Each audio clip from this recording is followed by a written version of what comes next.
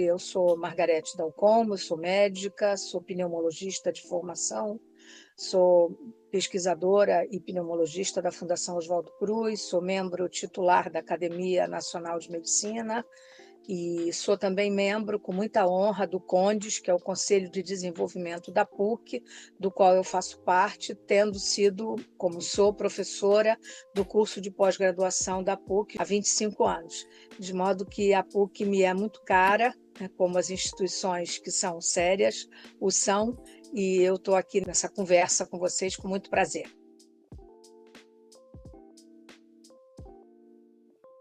Há uma relação direta entre o que está acontecendo no mundo, o surgimento ou ressurgimento de velhas doenças que haviam desaparecido e o surgimento de outras. Recentemente, acho que é importante que todos saibamos isso, né, e sobretudo os nossos estudantes da PUC, a Academia Nacional de Medicina fez na semana passada, e eu tive o prazer de coordenar, junto com outro membro da academia, o professor Marcelo Morales, um simpósio sobre mudanças climáticas, aquecimento global e saúde.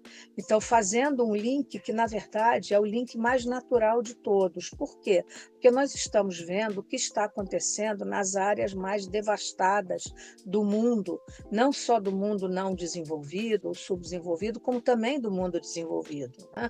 Há países europeus que praticamente se desertificaram, como nós sabemos.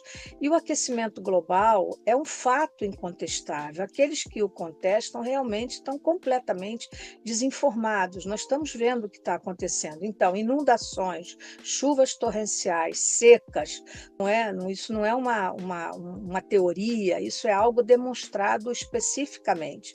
Todos nós sabemos que a célula humana ela sofre a ação direta das temperaturas, das secas, o estresse levado no sistema nervoso central por inundações, por ficar desabrigado, por viver em condições que são muitas vezes iníquas, como acontece em algumas dessas situações, tem feito ressurgir doenças que vão no espectro, desde as doenças infecto-contagiosas, né, aquelas que se transmitem propiciados pelo ambiente, como, por exemplo, nas inundações ocorre a leptospirose, que é uma doença gravíssima, com alta mortalidade, que é transmitido por urina do rato e que acontece, enfim, num número de casos enorme, né? Eu me lembro que, inclusive, quando jovem, publiquei o primeiro trabalho no Brasil mostrando casos de leptospirose pulmonar na enchente de 88 ainda, enfim, há muitos anos atrás, enfim, mostrando que essas doenças elas ressurgem.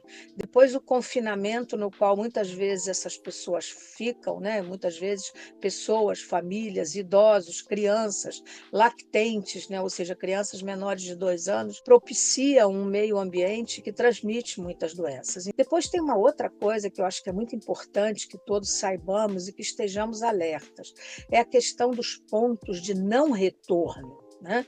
Então, por exemplo, nós ouvimos o professor Carlos Nobre, que é talvez o nosso maior climatologista, e ele nos explicou de maneira muito didática como há pontos, por exemplo, na nossa Amazônia, em toda a área da Amazônia Legal, já há pontos e que estão muito próximos do ponto de não retorno, seja pela devastação, seja pela destruição da terra, né, naquele ambiente, quer dizer, uma terra que era uma floresta em pé e que se transforma em pasto, né, isso ou plantação de soja ou de alguma outra coisa, que na verdade nós nem precisamos, porque o Brasil tem áreas férteis que pode servir para plantação. O Brasil é um país que tem a força do agro absolutamente extraordinária, como nós sabemos, o maior produtor de grãos do mundo, né? O Brasil é um celeiro, sem dúvida nenhuma, para o mundo, e não precisa devastar a floresta para fazer isso, né?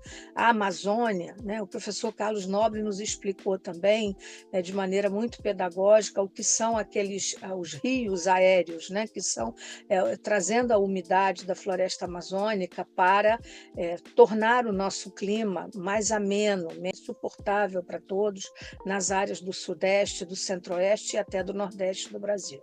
Então, essa questão de ouvir que há pontos de não retorno, como há em outras áreas do mundo, nós sabemos, mas no Brasil, sendo a Amazônia brasileira, brasileira, né? Grande parte dela é brasileira, então é algo que nos preocupa muito, pelo risco no qual aquelas pessoas vivem, né? Isso sem falar a questão do mercúrio, né? O mercúrio na Amazônia é um fato incontestável.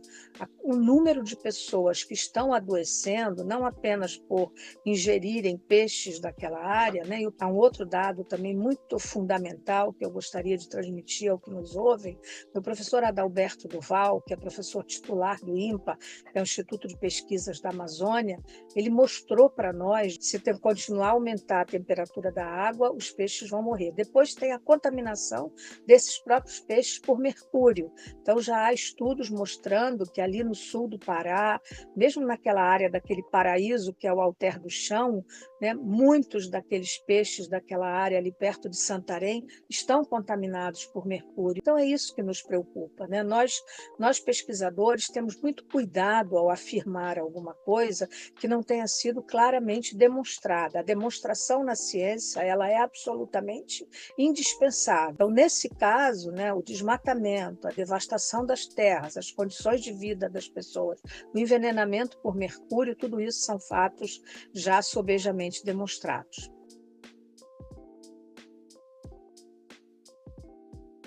Nós temos que entender que ali naquela área vivem pessoas, vivem seres humanos e que têm que ser respeitados na sua cultura. Como eu disse, o Brasil tem muita terra, o Brasil tem fertilidade suficiente, né, para se aproveitar das suas vastas extensões de terra para produzir alimentos e produzir conhecimento, sobretudo, para a sua população. Eu acho que, nesse momento que nós estamos, né, muito perto, inclusive ameaçados por aumento real da temperatura, né, nós chegamos a 2 graus, né, há demonstrações também inequívocas de que, se nós passarmos de 2,5 graus, será um ponto de não retorno em algumas áreas, inclusive da Amazônia, não só pela questão dos peixes, da água, dos rios, da bacia toda, e que vão trazer doenças, das quais nós não estamos preparados para enfrentar muitas vezes. Então, é preciso algumas questões que eu acho que são fundamentais e onde as universidades têm um papel definitivo. A universidade deve não apenas demonstrar ou mostrar ou fazer conhecer aos seus estudantes aquela realidade, porque aquela realidade é o Brasil, é o nosso país, é a nossa realidade. Então, é muito importante que universidades, há outras fazendo isso, né? A USP está fazendo isso, a PUC também está preparando, né? Como nós estamos no preparo para a nova graduação de medicina, que, enfim, se tudo der certo, nós esperamos em breve podermos inaugurar e receber os alunos. A nossa concepção de formação é um médico, um profissional preparado para conhecer o Brasil. E por isso nós fizemos, né, fazendo parte desse projeto Amazonizar, nós temos os barcos, que são barcos para que os estudantes possam, antes de serem treinados, conhecer uma realidade que está muito distante de nós. E eu vou contar aqui uma coisa que é muito impressionante. Há muitos anos atrás, quando eu estive na Amazônia, por uma outra razão, fui ver uma microepidemia de pneumonia que ocorria lá. Eu entrei num centro de terapia intensiva e eu me sentia assim, quase que um peixe fora d'água, porque todas as doenças ali internadas eram doenças com as quais nós não estamos habituados a lidar. Então, era pneumonia por malária, era febre amarela. São doenças que não fazem parte do nosso dia a dia e que, no entanto, me deu um enorme prazer de estar ali conhecendo, aprendendo com colegas da região que têm muita habilidade para tratar com isso, coisas que nós não sabemos. Então, se nós pudermos oferecer, né, as universidades brasileiras puderem oferecer aos seus alunos, né, aos seus pós-graduandos, que possam fazer não apenas um campo de trabalho para demonstração ou para desenvolvimento de pesquisa, mas, sobretudo, algo que eu acho que para nós, cidadãos brasileiros, é muito importante e é muito relevante conhecer. A mim, cada vez que eu vou à Amazônia, eu volto mais enriquecida como pessoa e, sobretudo, mais angustiada, né, como cidadã, de ver quantas coisas nós poderíamos estar fazendo no sentido de preservar aquela área tão cara e tão importante, não apenas ao Brasil, mas a todo o planeta.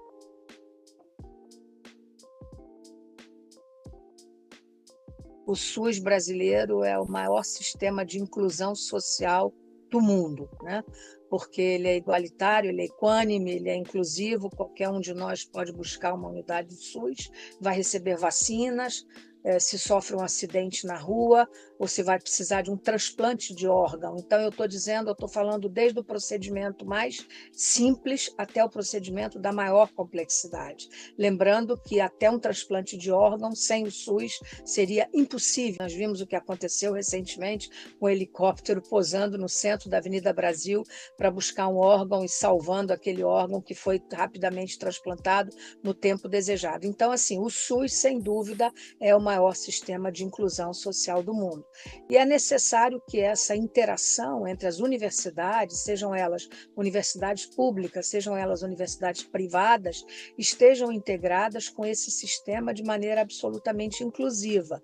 Então, como é que as novas tecnologias podem auxiliar nisso? Isso foi também muito bem demonstrado durante a última grande pandemia, que foi a pandemia da Covid-19, nesses últimos anos que nós passamos, onde nós mostramos que a telemedicina, como a telemedicina ajudou pessoas longínquas. No Rio de Janeiro, nós criamos grupos de médicos que atendiam dezenas, não foram unidades, foram dezenas, centenas, eu diria que somando tudo, milhares de consultas feitas com pessoas a milhares de quilômetros de distância, gente do Pará. Quantas vezes nós todos atendemos e atendíamos e orientávamos, ensinávamos desde usar um oxímetro até verificar sinais de esforço respiratório, indicávamos, olha, agora é o momento de procurar o posto de saúde ou a clínica da família, aquilo que é mais próximo da sua residência. Então, eu não tenho a menor dúvida de que as novas tecnologias, elas podem ser úteis, sim, a um número grande de pessoas, desde que usadas de maneira adequada. Nós sabemos quanto hoje, inclusive em terapia intensiva, hoje você pode usar a inteligência artificial e as novas tecnologias, pacientes internados em terapia intensiva, onde à distância nós monitoramos todos os sinais, se houver uma deterioração, se há parâmetros clínicos que nós podemos mensurar para melhora, para mudar, desde modos ventilatórios, as coisas mais complexas, até dar alta de um centro de terapia intensiva. Tudo isso pode ser feito por tecnologias e é preciso que nós estejamos em condições de ensinar isso aos novos estudantes, para que eles saiam não com a ilusão de que vão saber tudo, mas pelo menos já capacitados para entender que essas questões já são disponíveis e que eles devem reivindicar que elas o sejam cada vez mais. Então, assim, eu não tenho dúvida de que as novas tecnologias, que hoje já estão demonstradas, eu não estou dizendo nada que é novo, nada do que é inédito.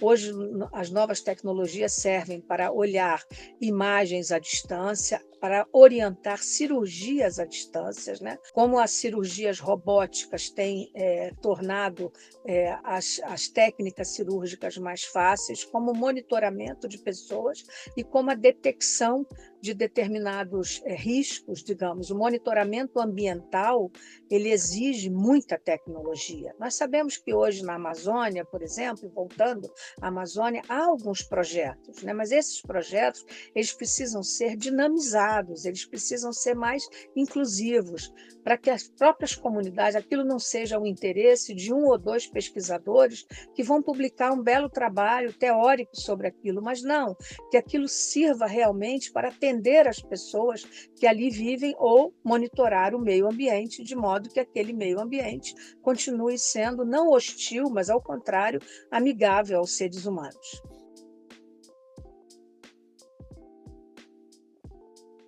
A revista Nature, que é tão importante, né, que é uma publicação científica de grande confiabilidade, publicou em 2022, dizendo que nós temos uma chance de 48 a 49% de risco de termos uma grande pandemia que vai matar 1 milhão de pessoas nos próximos 10 anos. Quem seria responsável por essa grande pandemia? Provavelmente vírus, né? São vírus que se transmitem de forma aguda e respiratória, né? Como foi o coronavírus, o SARS-CoV-2 recentemente, e hoje o maior risco que nós temos são os vírus influenza, né? O vírus H5N2, por exemplo, que está, enfim, deu tantos casos, né, que vem, né, tudo isso tem origem nas aves migratórias, eles contaminam os animais domésticos, o gado leiteiro, depois animais domésticos e até os seres humanos. O que não houve até o momento foi transmissão de pessoa a pessoa, felizmente. No momento em que houver,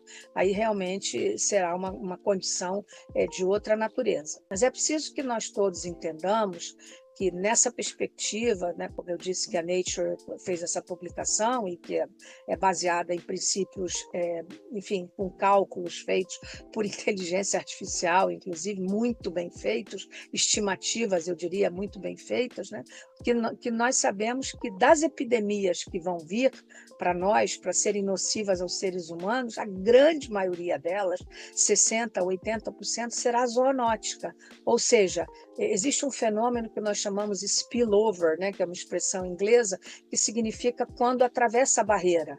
Então, esses vírus são vírus que vivem de maneira muito saprófita, ou seja, não nociva com os seres da floresta, né? Mas quando atravessa a barreira para o ser humano, ele é nocivo ao ser humano.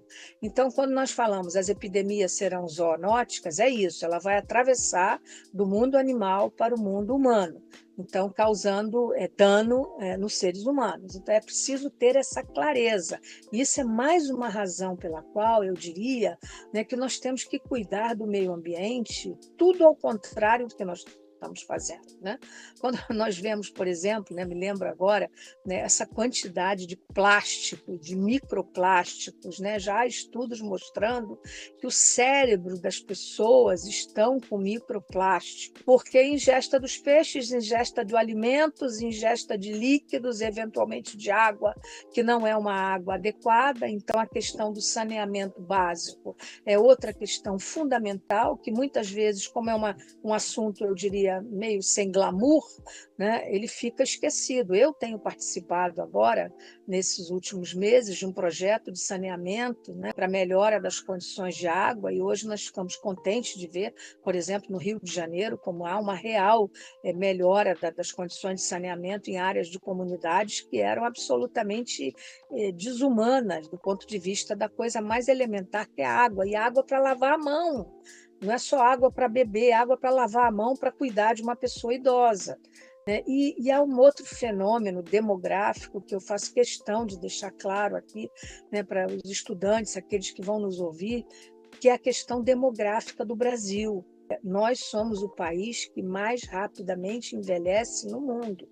O Brasil será um país de uma população predominantemente idosa. Não sou eu que estou dizendo isso, o IBGE já publicou esses dados, os dados são oficiais. O Brasil terá 38% da população dentro de pouco mais de 20 anos, com 60 anos ou mais. Ou seja, nós seremos um país de idosos. Nós temos que preparar médicos, sobretudo, que estejam qualificados para lidar com essas pessoas. Né? Hoje, né, se nós pudéssemos dizer de maneira quase que irônica, né, ser velho com condições sociais boas é uma coisa. Ser velho e desvalido e pobre é outra completamente diferente.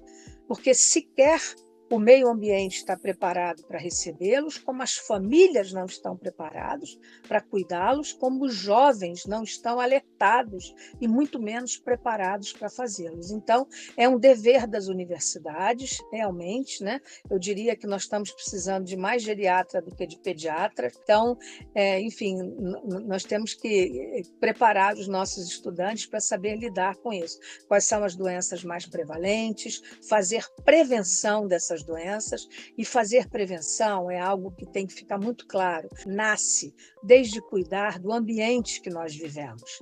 E quando eu falo do ambiente, não é o ambiente da nossa casa apenas, é do ambiente, do meio ambiente, né? É preciso que uma pessoa idosa ele tenha condições básicas na sua moradia, como saneamento básico, água para beber, para comer e para higiene pessoal, para cuidados, como ele possa sair da sua casa e ter um meio ambiente que não lhe seja hostil, como é em muitas das nossas grandes cidades, nessa densidade das grandes comunidades que nós sabemos que comprometem milhões de pessoas no Brasil. Além de todas essas questões às quais eu me referi, tem a questão da poluição atmosférica, né? Então, o ambiente das grandes cidades ele é sem dúvida hostil, né, aos seres humanos, né? Então, há trabalhos publicados nesse seminário que nós fizemos recentemente, o professor Paulo Saldiva, que é talvez o maior pesquisador brasileiro em condições atmosféricas e poluição urbana, né, ele mostra com clareza, né, como a poluição tem feito mortes precoces, agravamento de situações respiratórias. Nós conseguimos muitas coisas boas no Brasil já, por exemplo, né, relacionado à questão da poluição pessoal e ambiental, a questão do tabagismo, né? O Brasil tem uma história bonita para contar, né? Nós reduzimos a nossa população de fumantes de 40% para hoje mais ou menos 10%. Então, o Brasil, com políticas antitabágicas, conseguiu resultados extraordinários. Mas nós sabemos que essas pessoas vivendo em ambiente urbano hoje estão submetidas a novas tentações, né? Como, por exemplo, os próprios cigarros eletrônicos, né? Que são hoje um grande malefício. Então, assim, a poluição ela vem desde hábitos pessoais como questões ambientais, que certamente contaminam o ambiente, porque um jovem fumando esses dispositivos numa casa onde há uma pessoa idosa, né? Então, muitas vezes isso nos é perguntado, né? E eu estou falando da questão ambiental doméstica, né? Existe fumante passivo de cigarro eletrônico também, né? Hoje, uma pessoa que vive em áreas urbanas, como São Paulo, Rio de Janeiro, né? Os estudos de tecido pulmonar demonstram assim, a diferença. Lembrando, né, algo muito importante, a população brasileira ela é urbana, ela é 90% da população brasileira praticamente vive em áreas urbanas, grandes ou pequenas, ela não é uma população rural. Né? A população rural é uma fração pequena da nossa população de quase 210 milhões de habitantes.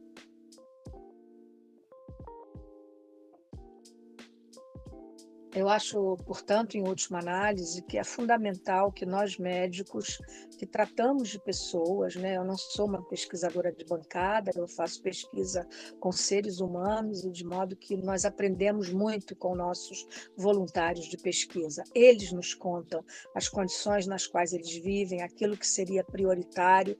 Então, assim, é muito importante que nós estejamos sempre fazendo esse link entre a nossa prática e aquilo que nós sabemos como teoria, que estudamos. De modo que é fundamental que nós médicos estejamos sempre, cada vez mais, participando em questões que podem parecer artificialmente muito distantes da nossa realidade, porque a nossa relação ela é uma relação quase que bionívoca entre um paciente e nós, mas há um coletivo com o qual nós precisamos lidar, não só entre nós, como das pessoas e das famílias que nós cuidamos. De modo que aqueles que puderem assistir, o que nós vamos conversar nesse próximo debate sobre a territorialidade urbana e essas questões de clima e saúde, elas são importantes. Eu acho que seria, enfim, de minha parte, seria um prazer que todos pudéssemos participar e juntos refletir sobre essas questões que me parecem fundamentais.